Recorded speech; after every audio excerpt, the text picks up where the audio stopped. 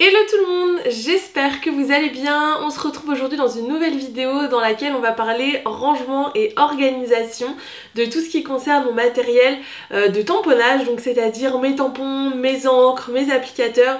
Je vous avais vu dans ma dernière vidéo, dans mon haul, que j'avais acheté pas mal de choses pour organiser tout mon matériel. Et aujourd'hui c'est un petit peu la continuité de cette vidéo, je vais vous montrer mes petites astuces de rangement, comment je me suis organisée avec tout ça et du coup un petit peu la façon dont je range tout ce matériel dans la scrap room. Si ce genre de vidéo organisation vous plaise, n'hésitez pas à liker la vidéo et à me laisser un petit commentaire avec toutes vos astuces de rangement concernant l'univers des tampons. Et j'en profite également pour faire un petit coucou à toutes les personnes que j'ai eu la chance de rencontrer lors du salon Version Scrap. Je pense que si vous suivez mes vidéos, vous le saviez, j'étais présente à Version Scrap tout le week-end pour animer des ateliers et j'ai eu la chance de rencontrer quelques-unes d'entre vous, donc voilà, je vais leur faire un petit coucou par ici. Et également, dernière petite chose, ceux qui me suivent sur Instagram le sont au courant, mais j'ai sorti ma box en collaboration avec la marque Scrapdidi. Donc elle se présente comme ceci et s'appelle la Jolie Box. Donc c'est une box dans laquelle j'ai conçu une collection en collaboration avec la marque Scrapdidi. Vous allez pouvoir y retrouver des tampons, des dies, des étiquettes, des bons à découper, des papiers et plein d'autres petites surprises. J'ai animé également le vendredi sur le stand de Scrapdidi à Version Scrap des ateliers où on réalisait des petits projets avec cette box. Si vous voulez en savoir plus sur le contenu, n'hésitez pas à me rejoindre sur Instagram et si jamais vous voulez vous la procurer, elle est disponible en quantité limitée sur le site de Scrapdidi. Pourquoi je vous parle de cette box? Tout simplement parce qu'aujourd'hui je vous propose de remporter l'une de mes box, donc cette box-ci avec tout ce qu'elle a à l'intérieur, et pour cela il y a très peu de modalités de participation, juste il faut laisser un commentaire sous la vidéo en me disant du coup que vous participez au concours, mais également mettre votre pseudo Instagram car il faut être abonné et à ma chaîne YouTube et à mon compte Instagram pour tenter de remporter la box. Le concours dure une semaine et je vous contacterai en message privé sur Instagram pour vous annoncer là où le gagnant de la box. Donc j'espère que ça vous fera plaisir, j'ai hâte de voir vos petites créations avec ce qu'il y a à l'intérieur et c'est vraiment une box que j'ai conçue et pensée pour le printemps avec des designs assez fleuris et assez colorés, mais je vous laisse aller voir tout ça sur mon compte Instagram. On est parti du coup pour notre vidéo sur le rangement et on va commencer par ce que j'utilise le plus, c'est-à-dire les pattes d'encre. Donc mes pattes d'encre, j'en ai une partie qui est rangée juste derrière moi, vous pouvez peut-être les apercevoir dans le fond de la vidéo, j'en ai également dans ma calax et j'en ai également de l'autre côté sur mon deuxième plan de travail dans la scrap room. Ils sont rangés tous par marque, je trouve que c'est le plus simple, surtout que moi j'utilise beaucoup mon nuancier, du coup ça me permet de retrouver facilement les teintes que j'utilise et ils sont également tous étiquetés, ce qui me permet de retrouver facilement les différentes teintes que je cherche.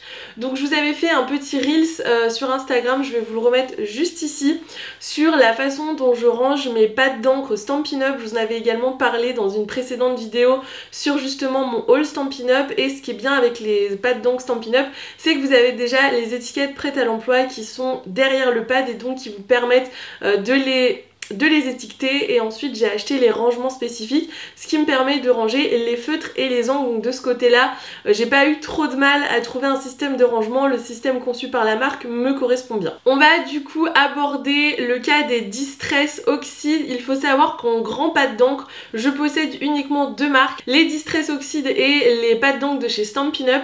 J'ai pas énormément, vous allez voir, de marques d'encre, tout simplement parce qu'avant je faisais très peu de tamponnage, donc c'est vrai que je n'ai pas forcément beaucoup de marques différentes.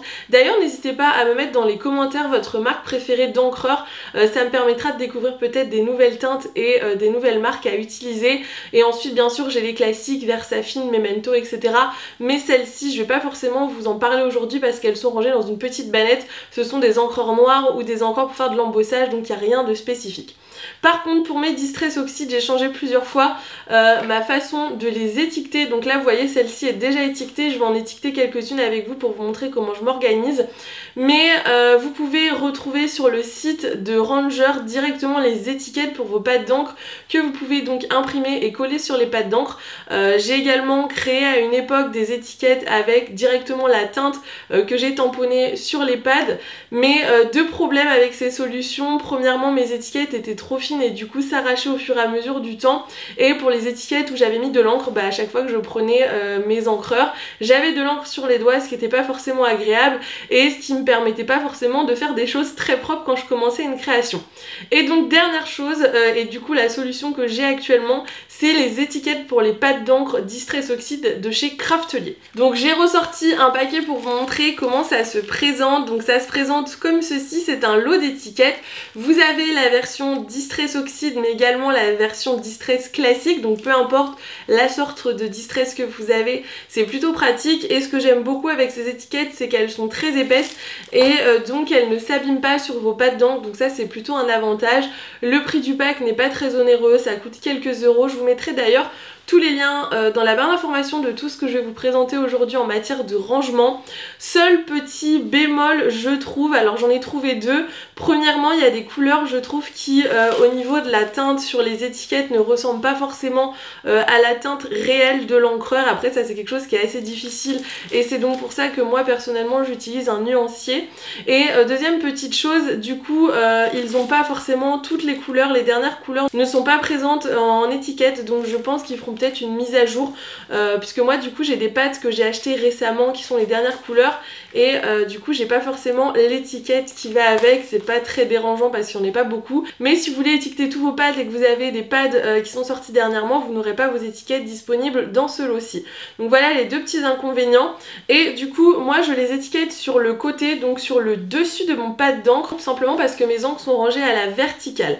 Alors ça c'est un petit truc qui fait quand même débat depuis pas mal de temps, le rangement à la verticale des Distress Oxide et des pads d'encre en général.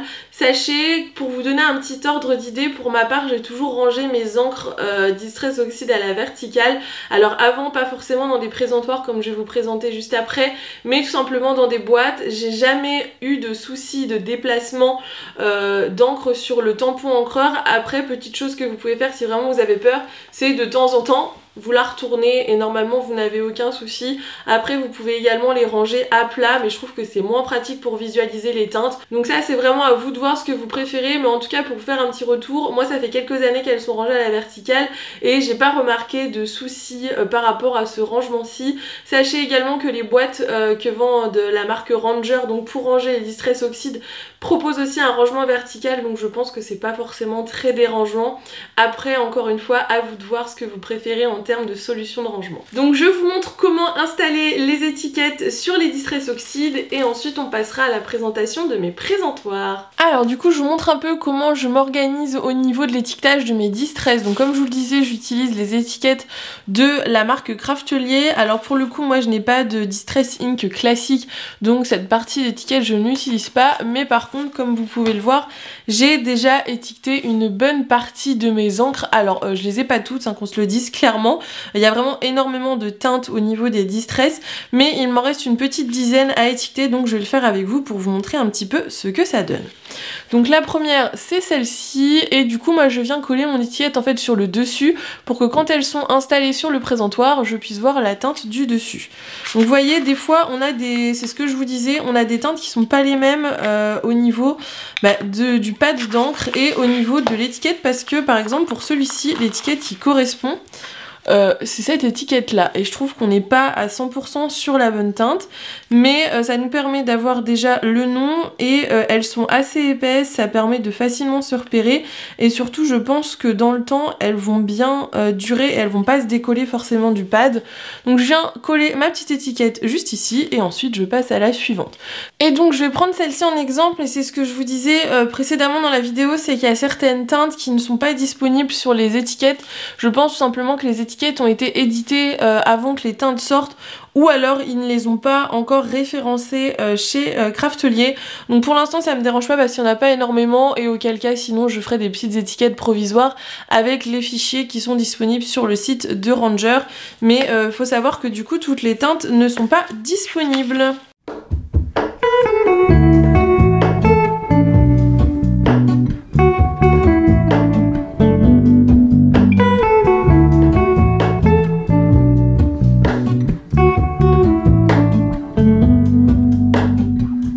Hello Ramona, I can't shake the simplest feeling beyond the ghost We stand on the opposite shore.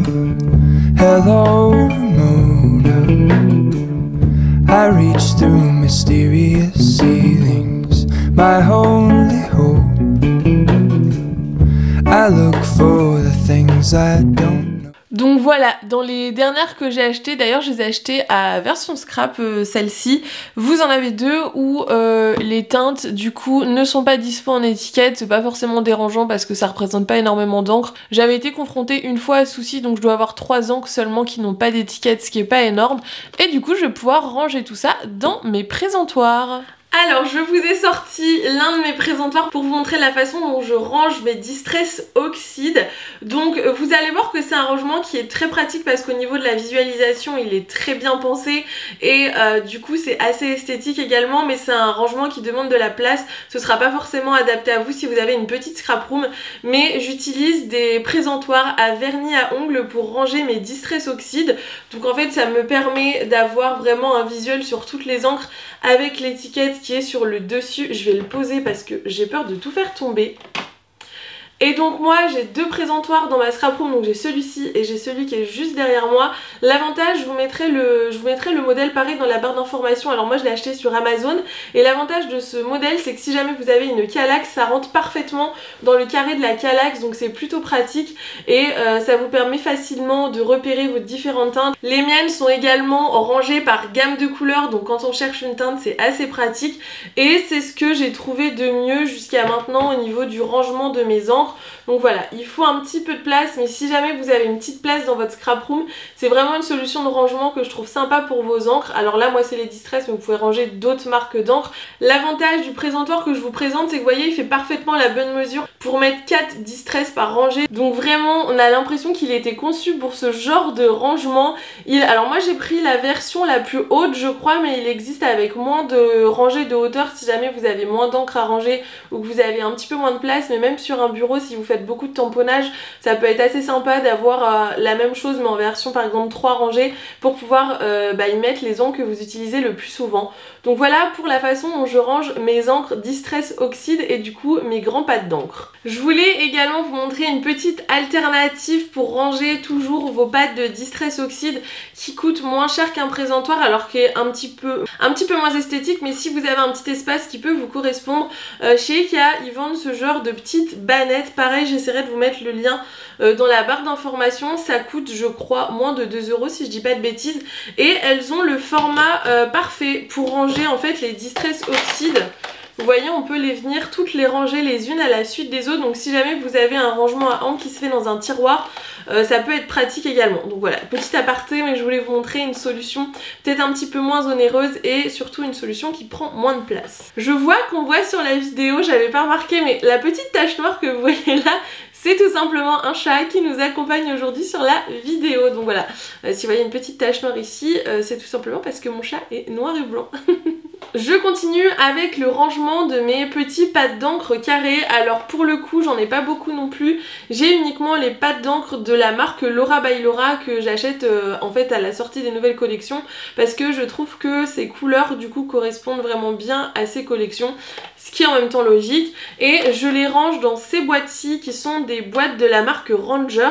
Alors à la base, je vais vous montrer peut-être comme ça, à la base elles sont prévues pour ranger les petits pads de Distress, donc pas les Distress Oxide mais les Distress Ink, mais c'est le même format que les petits pads de chez Laura by Laura. Donc pour ma part j'en ai deux, ça me suffit largement pour ranger tout ce que j'ai au niveau des angles de chez Laura by Laura, et je trouve ça assez pratique, c'est un gain de place. Et c'est vrai que j'avais du mal à trouver une solution de rangement pour ces petits pads là, parce que on les met debout, tout tombe, on les met les uns sur les autres, ça tombe également, et là je trouve que c'est vraiment le rangement idéal.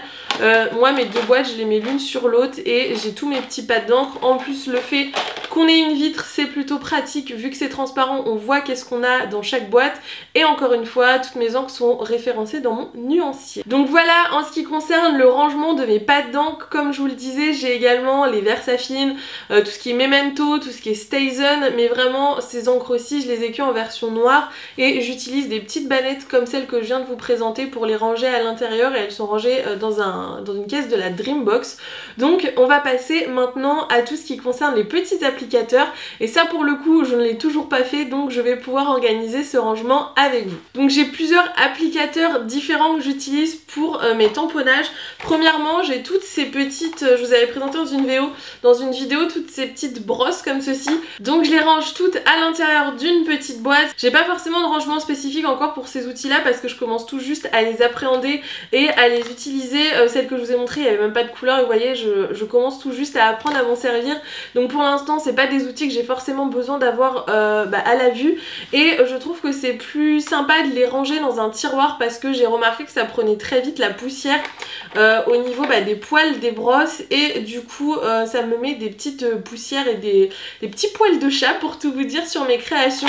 Donc c'est rangé dans une petite boîte dans un tiroir bien protégé pour éviter d'avoir trop de poussière qui viennent se glisser dessus. La grosse partie du chantier de rangement dans cette partie encre, tampon, applicateur était le rangement de ces petites mousses qui sont les mousses qui vont sur les applicateurs. Je vous montrerai juste après d'ailleurs comment je range mes applicateurs, mais je voulais finaliser ce rangement de mousse avec vous. Donc j'ai acheté lors de mon dernier haul de nouvelles mousses et des petites boîtes pour venir les mettre à l'intérieur et je voulais finir le rangement en les étiquetant avec vous pour vous montrer un petit peu comment on peut s'arranger pour ça.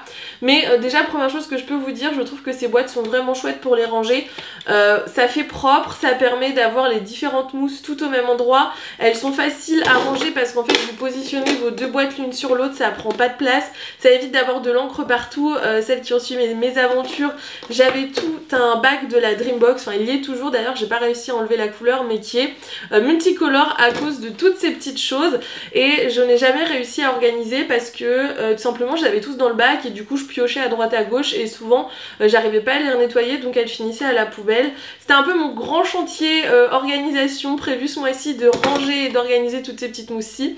Donc ce que je vais faire c'est que je vais vous passer au-dessus donc pour que vous ayez la vue sur mon bureau et on va commencer à organiser tout ça ensemble. Je vais vous montrer de plus près comment ça se présente et je pense qu'il va falloir que je les étiquette pour savoir quelle mousse correspond à quelle couleur parce que sinon ça n'a aucun intérêt d'avoir fait ça et surtout j'aimerais bien pouvoir les utiliser. J'attendais de faire ce petit DIY avec vous pour pouvoir enfin utiliser toutes mes mousses. Donc c'est parti, je vous passe sur la vue du dessus. Alors on va ensuite passer à l'étiquetage et au rangement de mes petites mousses. Donc j'ai acheté ces boîtes-ci sur le site de Craftelier et ce que je trouve très pratique c'est qu'elles ont pile le bon format pour faire rentrer les mousses à l'intérieur. Hop, donc je vais en attraper une, sachant que je pense les ranger la tête en bas, comme ça j'aurai juste à scratcher mon applicateur et ce sera plus facile que de sortir la mousse à chaque fois avec mes mains, sachant qu'elle rentre pile à l'intérieur, je risque de m'en mettre plein les doigts, ce qui n'est pas le but. Au niveau de l'étiquetage, du coup je vous disais que je voulais attribuer une mousse à une couleur que je possède et moi je suis pas fan du fait de coller des étiquettes directement dans les boîtes parce que tout simplement des fois nos rangements évoluent, ce qu'on a besoin évolue également et je ne suis pas sûre que cette boîte jusqu'à la fin de sa vie, sachant que c'est une boîte en plastique en plus donc elle est censée me durer pas mal de temps, servira à ranger des petites mousses. Donc ce que j'ai fait c'est que je me suis créé des étiquettes, enfin des feuilles donc avec du cardstock assez épais que je viendrai glisser à l'intérieur de ma boîte et sur lesquelles je vais pouvoir noter qu'est-ce qui correspond à quelle teinte. Je pense que je les plastifierai également après pour me permettre que dans le temps elles durent et elles ne bougent pas. Et ce que je vais faire, il me reste un lot de petites étiquettes donc comme celles que j'ai mis sur mes encres. Je vais tout simplement venir coller les différentes couleurs qui vont correspondre à chaque case sur ma feuille, comme ça ça me fera un genre de nuancier pour retrouver quelle mousse appartient à quelle couleur sans avoir besoin de coller des choses dans ma boîte ou sur les mousses ou je ne sais quoi. C'est ce qui me paraît le plus simple et le plus logique dans le but de ne pas abîmer la boîte avec de la colle, du scotch ou je ne sais quoi.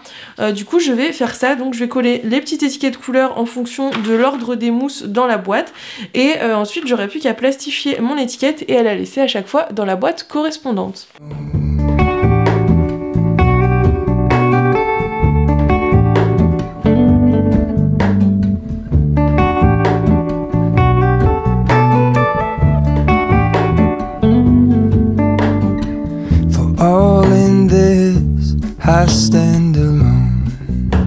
Show me where the ending goes. Honest, honestly don't.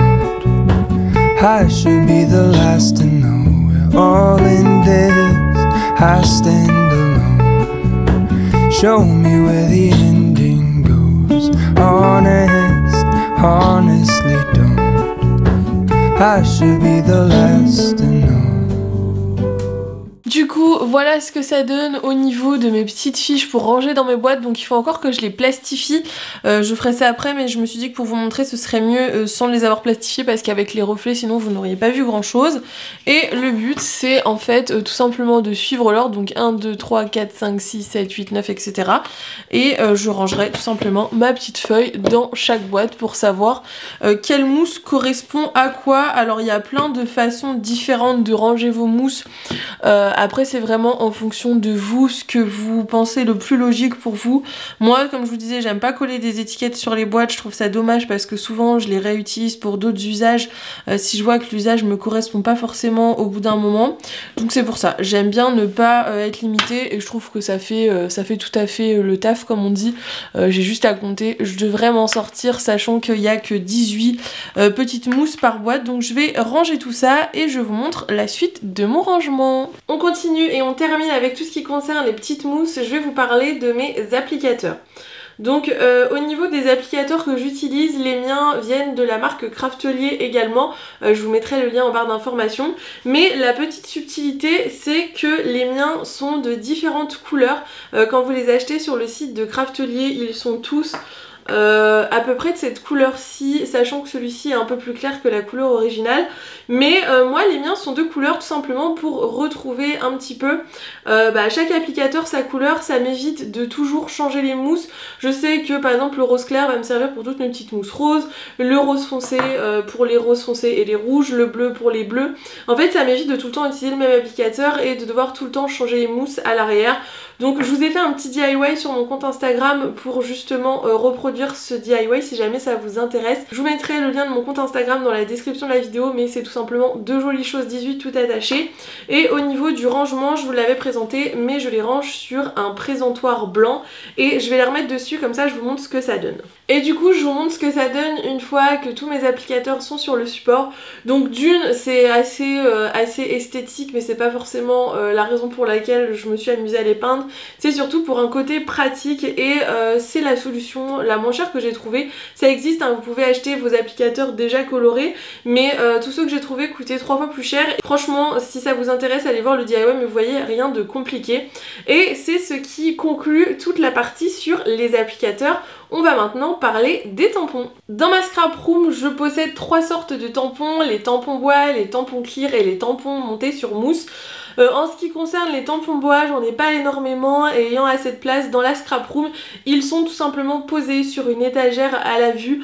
C'est pas forcément le format qui est le plus facile à ranger, donc c'est vrai que j'ai opté pour la facilité. Il me restait de la place sur mes pegboards au niveau de mon deuxième plan de travail et ils sont tout simplement posés sur des étagères. Je vais également vous montrer au niveau du rangement de mes tampons clear et de mes tampons montés sur mousse. Pour ma part, je les range dans ma Dreambox dans 2 petites caisses comme ceci, et pour le coup j'en ai pas énormément, ce qui me permet pour l'instant d'avoir un rangement assez efficace seulement avec l'utilisation de 2 caisses, et ils sont tout simplement rangés dans des petites pochettes. Je vous montrerai juste après comment j'ai créé mon système de rangement, mais en fonction de la taille, peu importe, tout est rangé dans des pochettes. Alors du coup je vous montre de plus près la façon dont je range tous mes tampons clear et mes tampons montés sur mousse.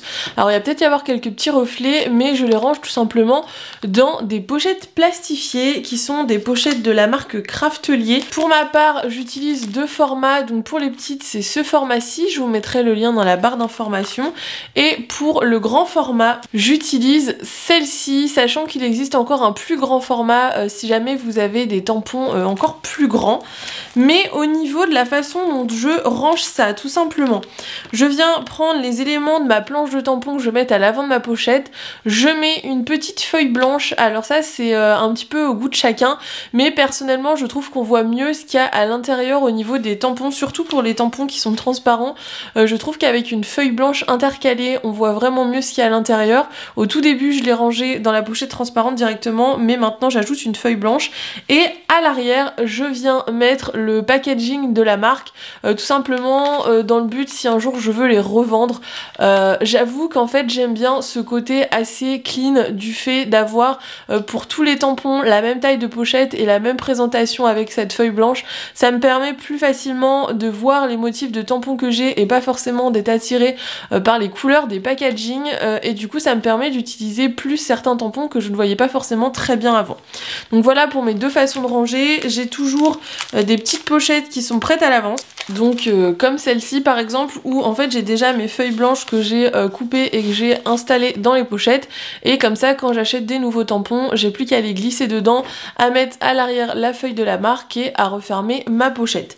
Donc c'est un rangement qui est assez simple, assez minimaliste, mais je trouve qu'on a des tampons qui ont déjà beaucoup de détails, et pour moi il était important d'avoir un support assez clair pour pouvoir facilement retrouver ce que je cherche, sachant que j'ai pas énormément de tampons, les miens sont rangés directement comme vous l'avez vu dans les bacs de la Dreambox, j'ai pas forcément besoin de les trier par thème etc, mais vous pouvez très bien rajouter des petits intercalaires si jamais vous avez besoin de les trier, si vous en avez plus que moi, c'est totalement faisable de vous faire des petites pages intercalaires avec des petits onglets pour pouvoir trier en fonction des différents thèmes et les ranger par catégorie. Et donc voici ce qui conclut cette vidéo, j'espère qu'elle vous aura plu et vous aura donné des petites astuces de rangement. Si c'est le cas, n'hésitez pas à la liker et à me partager dans les commentaires vos astuces de rangement pour tout ce qui concerne les tampons, le tamponnage. J'ai sûrement oublié des petites choses, mais je vous ai présenté la plupart de mon organisation. N'hésitez pas à participer au concours si jamais vous souhaitez gagner un exemplaire de la jolie box, et si vous souhaitez vous la procurer, je vous mettrai bien sûr le lien dans la barre d'infos de la vidéo, ainsi que tout ce que je vous ai présenté aujourd'hui en matière de rangement. Sur ce, je vous fais de gros bisous et on se retrouve très vite dans une nouvelle vidéo. Bye bye!